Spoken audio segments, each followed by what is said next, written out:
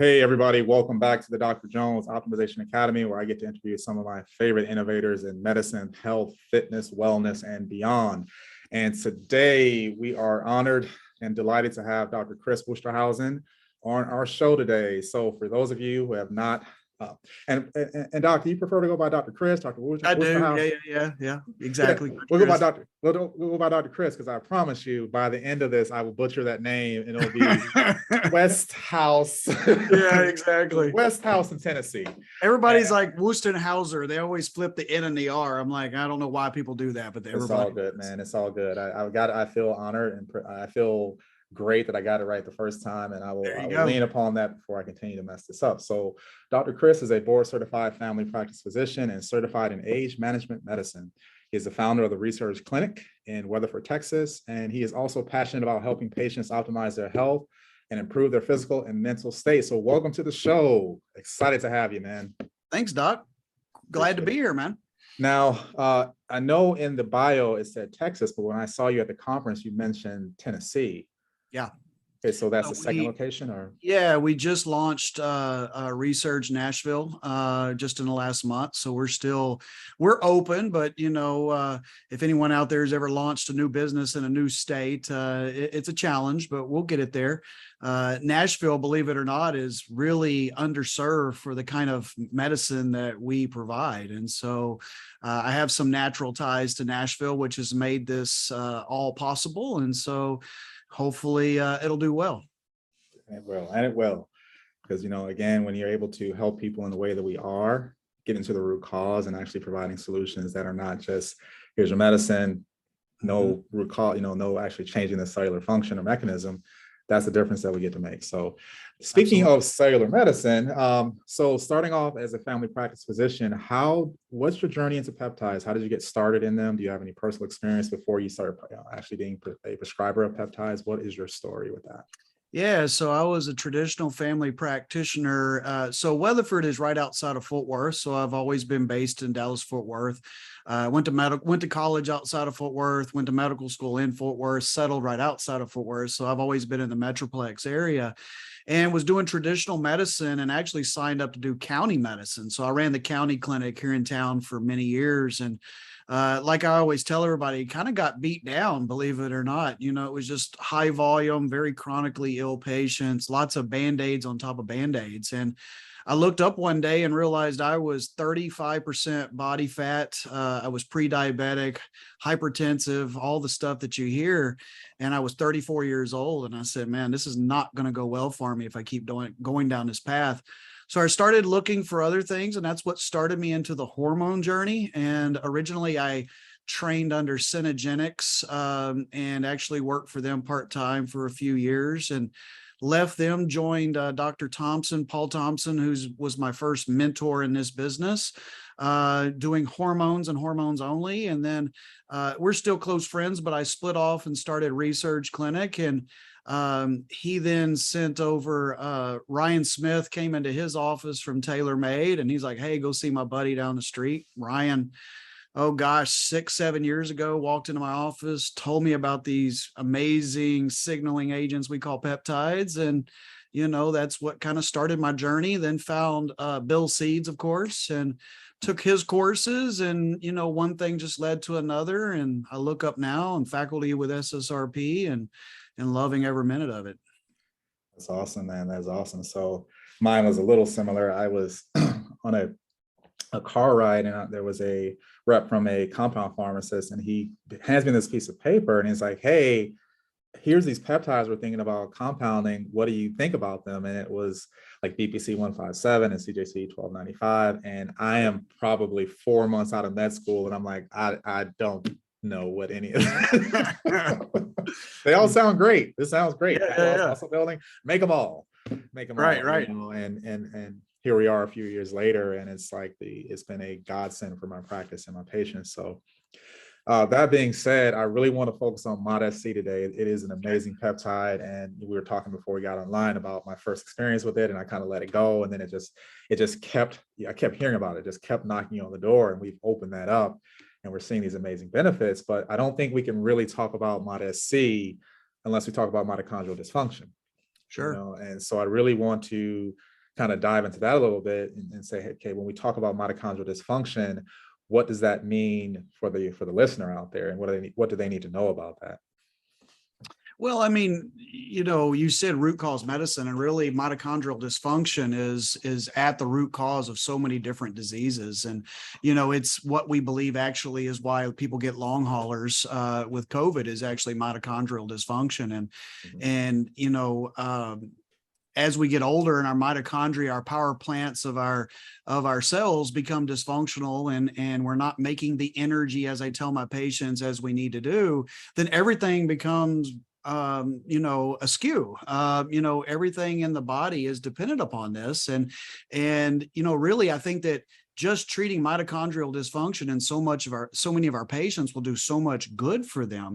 These are the patients that notice more inflammation. They start to not able to lose weight because of this inflammation, hyperinsulinemia. I mean, so many different problems our patients have, we can trace back to mitochondrial dysfunction, really and truly, as long as we just think of it a very, very in simplistic manner of just cellular efficiency. And of course, mitochondrial function is crucial for cellular efficiency.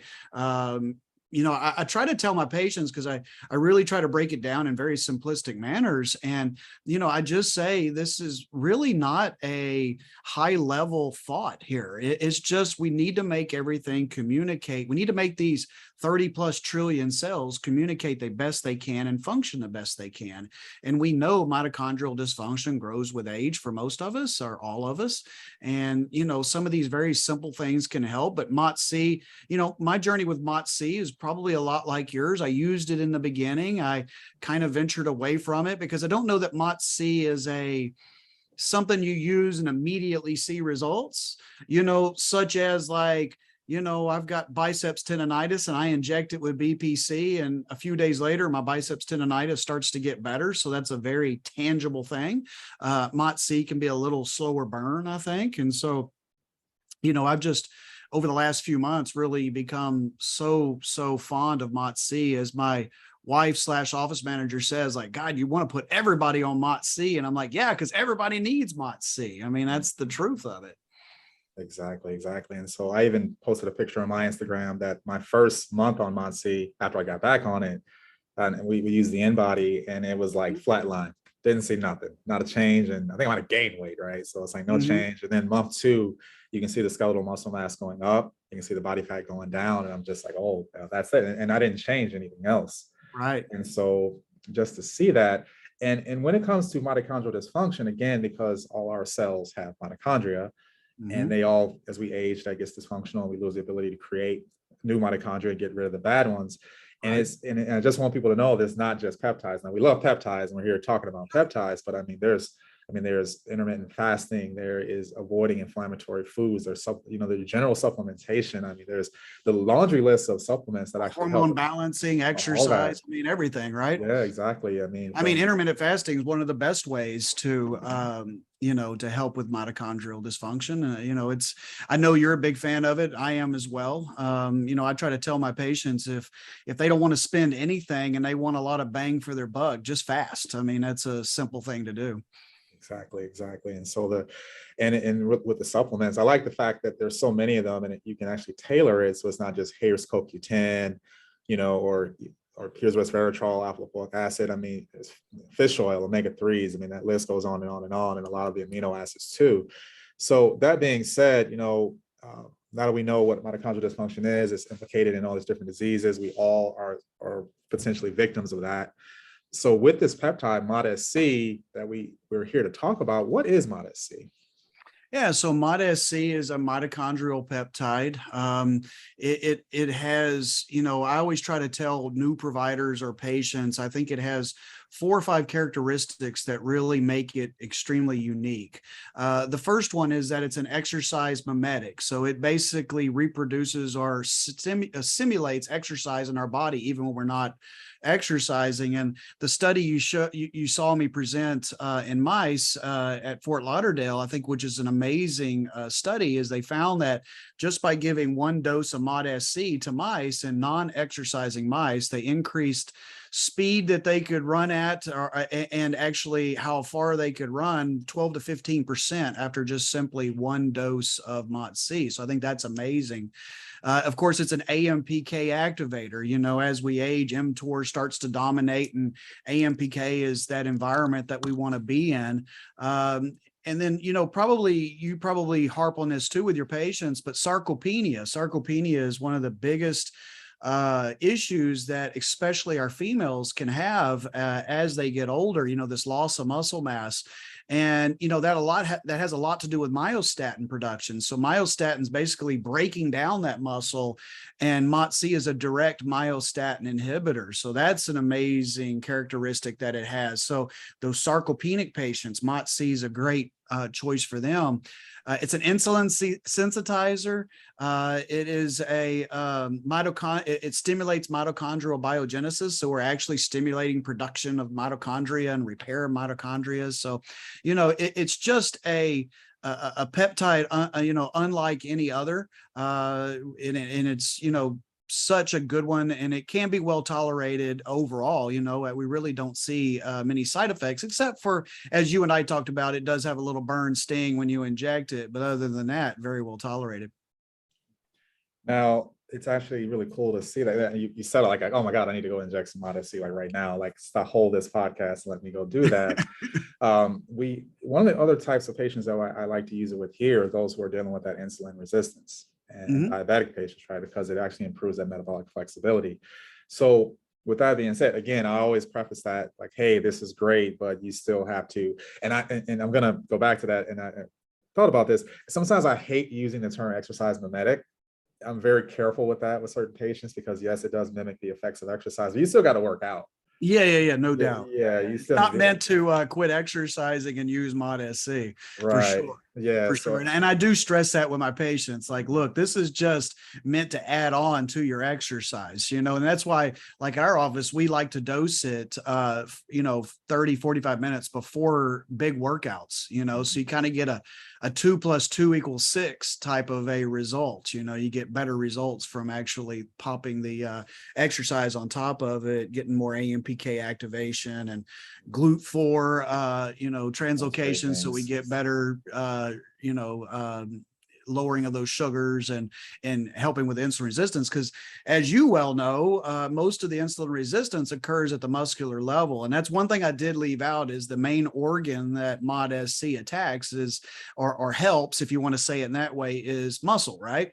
And so it's one of the big things that differentiates it from metformin. You know, a lot of people like to use metformin for some of those same characteristics, but metformin, you know, really only works on the liver, whereas MOTS-c works on the skeletal muscle. And that's actually where most patients, 85% of that insulin resistance is occurring at. So I think it's a much better alternative, you know, to metformin. Great news there. And then not just muscle building too, but there's a study I read recently where it talked about it actually prevented lipid accumulation in subcutaneous tissue. And I think that was more of just reducing that whole mitochondrial stress thing. And actually, I think it was more mitochondrial biogenesis too, but the fact that it can actually help with maintaining muscle mass and also the fat loss too. You know, so all these things help. And then you mentioned the insulin sensitivity, improving that, metabolic flexibility. I mean, it just has these amazing benefits on just health. And that's, you know, and now that's just the, you know, I hate to use the word external, but obviously people want to look better, feel better. So we know they help build muscle, help lose fat, but it also has a lot of benefits for long-term health. Sure. Now, I think before we got on here, we mentioned, you know, reducing inflammation. Excellent. And then there's some studies that you touched on at the conference about it improving cardiovascular health as well. Yeah, it actually improves myocardial function. You know, I was telling you earlier, I went down the MOTS-c rabbit hole extremely deeply, and it was just amazing at all the studies that are out there with MOTS-c, and everything was positive. Every study you would pull up, just positive. But yeah, a lot of cardiac data with the positive aspects with that for sure. Okay. So there was another study. And it mentioned that MOTS-c decline or regulation may be sex dependent. And I don't know if you've seen that, where I think it said that men have a greater disruption in MOTS-c when it comes to metabolic disease compared to females. And I think they mentioned that Man, that's sometimes I wish I had these papers right in front of me. I think it mentioned that decline in MOTS-c was blunted um, by the protective effects of estrogen. So, so premenopausal women tended to have a higher MOTS-c level than postmenopausal. Postmenopausal, yeah. Right, which doesn't mean it doesn't benefit women who are premenopausal. It's just that Sure. it just may be more profound of effect in men at that point. So And the postmenopausal women, yeah. I didn't see that one, but I presented another one that even said there might be ethnicity changes. There was a study that showed that levels were pre-exercise and after a 4-month exercise regimen, the levels were much higher in white females than Hispanic females. And so it was actually, my wife is Hispanic, and I was like, well, you're going on MOTS-c, because it's just showing that there might be differences in ethnicity. There was another study that looked at postpartum women, or actually pregnant and postpartum women, and they compared, because we know that AMPK goes, not AMPK, excuse me, MOTS-c goes down in obesity, because we consider it a kind of an anti-obesity type peptide, but they actually noticed that when you compared obese postpartum women, they still had higher levels than patients with thyroid dysfunction. So it was just an interesting thing that, it's not just one thing that we have to correct in these patients. As good as MOTS-c is, it's just one good piece of the puzzle, right? Or one tool in our toolbox. We have to make sure that we're eating right, we're fasting, we're drinking plenty of water, we're taking our supplements, our hormones are balanced, all of those things, because all of these things, it's like it's like a fine-tuned orchestra. Everything has to work together to really get those results. And a guy like you, who maybe is trying to use it to even be more fit, because obviously you're already fit, it can be, though, it's sometimes for those type of patients, that one little piece of missing puzzle that can get them another 3 to 5 pounds of muscle and maybe another 1.5% body fat lost. And so I find it very useful in those settings as well. Sign me up for that, Kris. Sign me up for that. I'm always down for that as I get up in age here. So now, with that being said, and I talk to my patients about this a little bit, actually a lot about this, is that, there are times when I need you to take a break from this peptide or cycle off of it. We want, whether it be a decline in efficacy or just giving those receptors a break. With your patients, do you tend to cycle them on and off of MOTS-c, or do you try to keep them on? Do you change the dosing strategy of that? So what's the long-term game with that? Yeah, so that's a fabulous question. Most of my patients do cycle on and off, but that's mainly because of cost. MOTS-c is one of our more expensive peptides. One of the issues with peptides many times can be cost. Not everybody's got huge budgets when it comes, and I'll kind of save MOTS-c in some of these patients when I'm using it just for wellness. If I can get them to do it a couple of months, twice a year, that makes me happy. There's been some debate with MOTS-c and possible cancer and these type of things. I think Dr. Seeds has done an amazing job of really debunking all of that. I know that Bill is very much in favor of using MOTS-c year round. So I don't have an issue with that. I just think that, I don't know how you do it. I was going to say, I am a big fan of many peptides, maybe except for like TA1, BPC, of in and out of your life. I just think that, first of all, I think that compliance becomes a problem for most patients. If I've got them on 7 peptides, compliance becomes an issue. So I try to hit very specific goals. I generally ask them to do 5 milligrams 2 to 3 times a week for 2 months is usually my goal.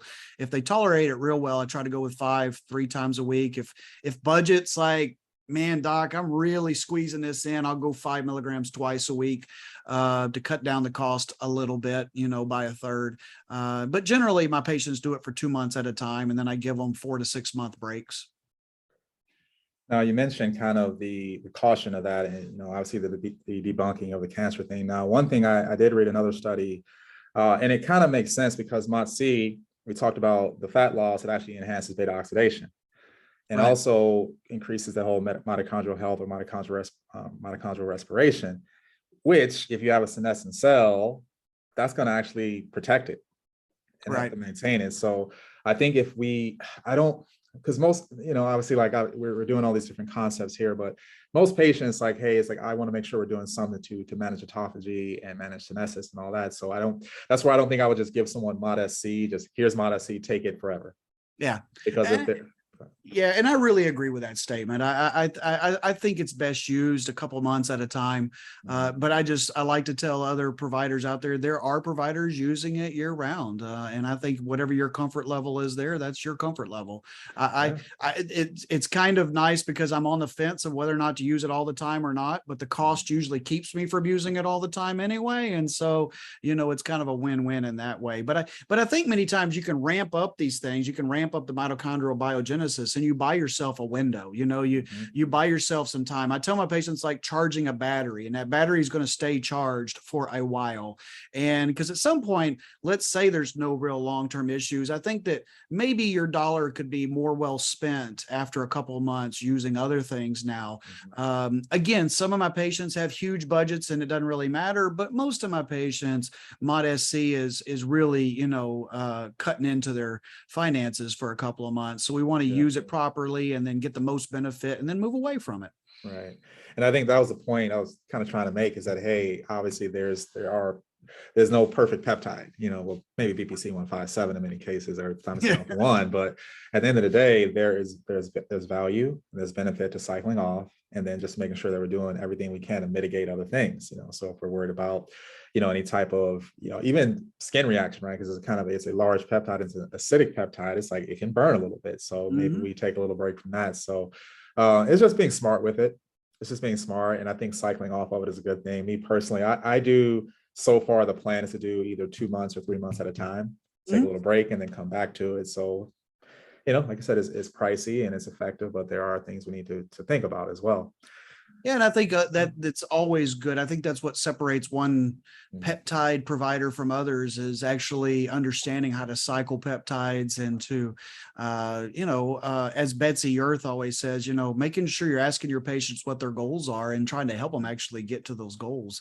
As provider, or many providers, they have their own goals, and sometimes that's all they're trying to go after, is what they think is important versus what the patient thinks is important, as long as it's a reasonable goal, of course, but and I think that's what you can always keep rotating these peptides. It's what makes this industry so interesting, in my opinion, is that, this isn't like, here's your lisinopril, you're going to take your 20 milligrams for the rest of your life, done, moving on. You're actually really thinking through these pathways and what's going to help your patients.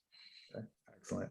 So if there are, out there listening, if there's anything you need to take away from this, the big thing is MOTS-c is a mitochondrial peptide, improves metabolic flexibility, improves insulin sensitivity, can help as an exercise mimetic, can help build skeletal muscle, burn fat.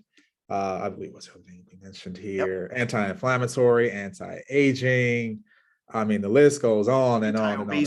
Anti-obesity, exactly. So, but again, it's a pricey peptide, and it may be something that you and your provider need to cycle on and off of. So I think, did we catch it all, or is there? Oh, yeah, man, I think we knocked it out of the park. I think we did too. I mean, patting ourselves on the back and nothing like that. We did all right. So, hey, Kris, where can, if anyone wants more information on your clinic or your journey, where can they find you?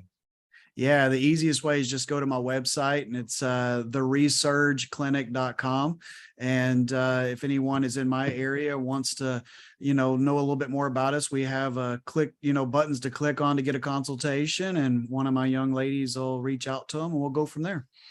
Sounds like a plan. Well, thanks again for part 1, and can't wait for part 2. We're going to talk about some of your favorite peptides. And as I talked to Bill Seeds when we interviewed him, and be ready for this, stuck on a desert island, you can only take 5 peptides with you. What are they? And that's what we're going to talk about. So, well, thanks again for the time, Dr. Kris, and we will talk to you soon. Thank you.